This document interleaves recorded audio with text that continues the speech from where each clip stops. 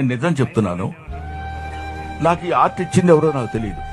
చాలా మంది నన్ను అడుగుతారు, మీరు తాగినట్టు యాక్ట్ చేస్తారండి, మీరు తాగరు కదా అని. ఎలా యాక్ట్ చేశానో నాకు తెలియదు, ఎలా యాక్ట్ చేస్తానో నాకు తెలియదు. ఓన్లీ అబ్జర్వేషన్ వల్ల వచ్చేదని ఒక పాయింట్. ఇది ఆర్ట్ అనేది మనల్ని ఎవరినో మోటివేట్ చేస్తే మనం ఆర్టిస్టులు అవ్వలేమండి. నేను ఇందాక కూడా చెప్పాను, కొన్ని అదృష్టాలు కలిసి రావాలి, డెస్టినీ కలిసి రావాలి. ఇవన్నీ కలిసి రావటం అనే ఒక పదం ఉంటుంది. I believe in that. అది ఉన్నప్పుడు ఆటోమేటిక్ గా మీకు ఆ థాట్ వస్తుంది, ఆటోమేటిక్ గా అది సక్సెస్ అవుతుంది.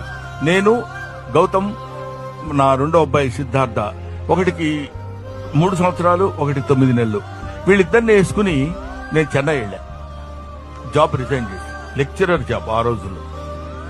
ఎందుకు వెళ్ళాను, ఎలా వెళ్ళానంటే, సపోజ్ నేను ఫెయిల్ అయ్యాను అనుకోండి, ఎవడు వెళ్ళమన్నాడరా ఉద్యోగం మానేసి అని అంటారు.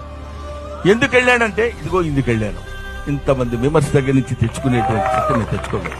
కాబట్టి ఇది ఎవరో మోటివేట్ చేస్తే మనం గొప్పడం అవుతాం, ఎవరో మనల్ని ఎంకరేజ్ చేస్తే అవుతాం కాదు, ఎంకరేజ్ చేయబడతాం అంతే.